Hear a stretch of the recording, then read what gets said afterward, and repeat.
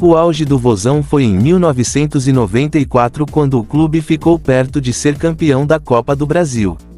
Em 94 o Ceará jogava a Série B do Brasileirão.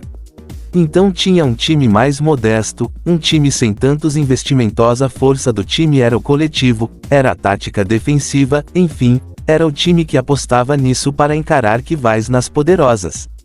Os destaques do time eram o goleiro Chico, lateral direito Jaime e os atacantes, Jerônimo, Sérgio Alves. Na Copa do Brasil daquele ano o Ceará enfrentou na primeira fase o Campinense da Paraíba.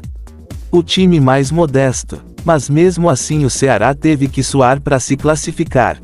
Venceu por 2-0 no Castelão e perdeu na Paraíba por 2-1. Mas foi para se classificar para as oitavas de final.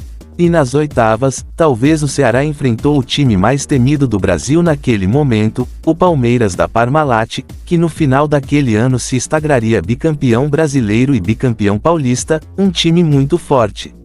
Tinha nomes como Edilson, Evair, Roberto Carlos, era comandado pelo Luxemburgo. Então, era um dos times mais fortes do Brasil, com certeza, se não, o mais forte daquele momento. Mas o Vozão não se intimidou com o Palmeiras e no jogo de ida fez um jogo bem duro, empatou em 0-0 no Castelão e se manteve vivo o jogo de volta em São Paulo. No segundo jogo no Palestra Itália o Ceará abriu o placar logo aos 20 minutos do primeiro tempo com o lateral Jaime, um golaço de um petardo que deu uma boa vantagem ao Ceará naquele momento. O Palmeiras ainda empataria com o Ivaí de pênalti. 1-1 não era o suficiente, o gol fora classificava o Ceará. E o Palmeiras teve a chance de se classificar. Um pênalti já no finalzinho em que o Evair foi bater novamente para fazer o segundo gol dele e o gol da classificação alviverde. Mas e aí apareceu a estrela do goleiro Chico, que defendeu o pênalti e garantiu a classificação heróica do Ceará em São Paulo em pleno Palestra Itália. Nas quartas, outro gigante, o Internacional de Porto Alegre era o time com menos dinheiro que o Palmeiras, mas ainda assim era um time grande com mais investimento que o Ceará. Outro muito duro. E novamente a regra do gol fora foi determinante para o Ceará. No Castelão, vitória por 1-0, gol do Jerônimo, e no Beira-Rio o Ceará pôde perder por 2-1 e mesmo assim se classificou devido ao gol fora.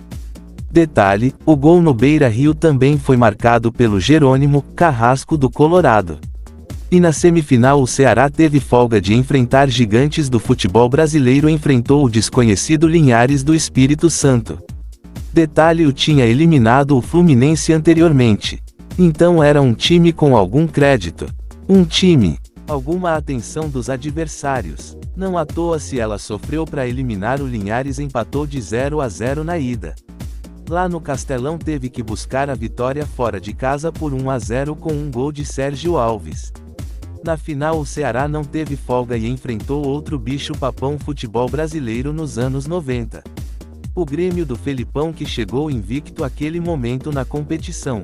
O Grêmio não tinha perdido nenhum jogo na Copa do Brasil e acabaria até sendo campeão invicto daquele torneio.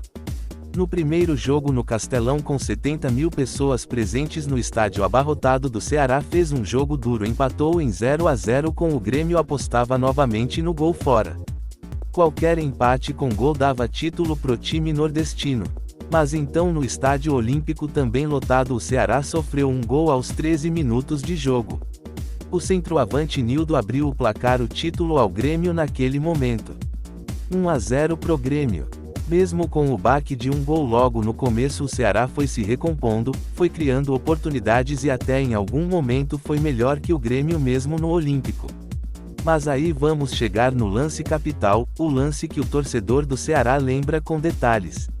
Sérgio Alves é lançado na área do Grêmio, fica cara a cara com o goleiro Derlei, mas então é derrubado pelo zagueiro gremista. Lance polêmico, no mínimo duvidoso, que Oscar Roberto Godoy, árbitro da partida, achou que não foi nada. Ele não foi pênalti, mais do que isso, decidiu expulsar Sérgio Alves por reclamação pedindo pênalti. Com um homem a menos, faltando pouco tempo o Joca Bal, o Ceará estava numa situação muito complicada, mas ficou ainda mais difícil quando o zagueiro Victor Hugo também foi expulso pro Godoy e aí acabou o jogo. Não tinha como o Grêmio perder aquele título, só administrou o resultado e foi campeão Copa do Brasil pela segunda vez. E restou ao torcedor do Ceará a grande campanha do seu clube, a campanha que te dá orgulho e também o gostinho amargo de perder um título por pouco, por muito pouco e ainda com lances no mínimo duvidosos, uma arbitragem bem duvidosa do senhor Oscar Roberto Godoy.